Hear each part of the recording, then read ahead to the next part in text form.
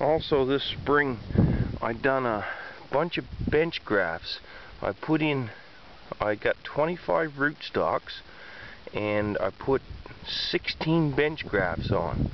And you see now some of my pieces of scionwood weren't all that great, so some of the bench grafts I had to put a double cleft graft in a little piece of rootstock.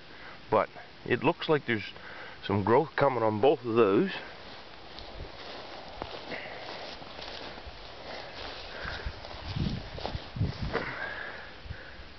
Some real good growth on that one. He's sprouting away. Now I used a nylon tape with Doc Farewell's grafting seal. That's the yellow.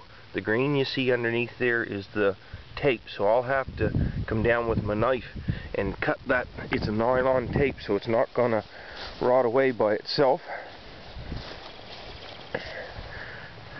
This one here, same thing. Had to do a double cleft graft. Not sure. There's a little bit of life of green showing, but not a whole lot. I have, if you look down over the piece, I have 23 put in, but like I say, I only grafted 16.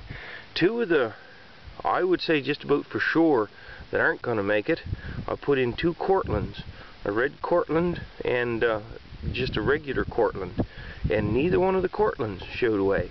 Now, it's not a total loss, because normally you'd put your rootstock in, let it grow away for a year, and then graft into it anyway. But with this one here, you can see the rootstock is growing, so I'll let the rootstock grow away, and I was thinking I'll probably bud graft those in August, second, third week of August. That one there's growing away good.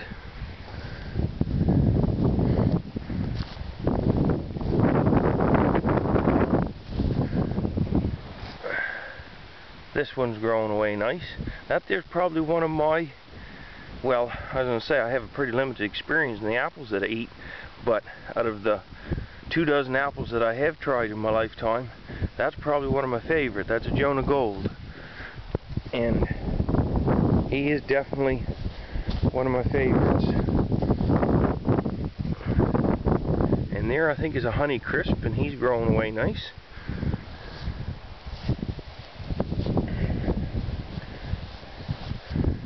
This is my other Cortland, and no sign of anything, but now you can see the rootstock is growing away.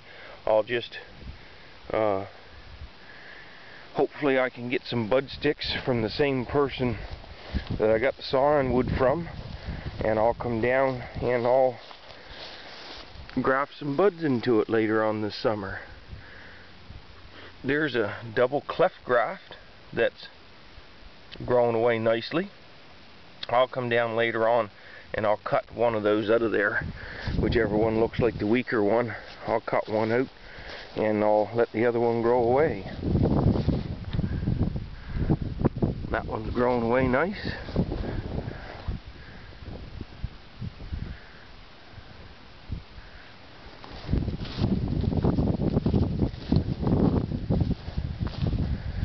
This one here is not quite as strong, but it's growing.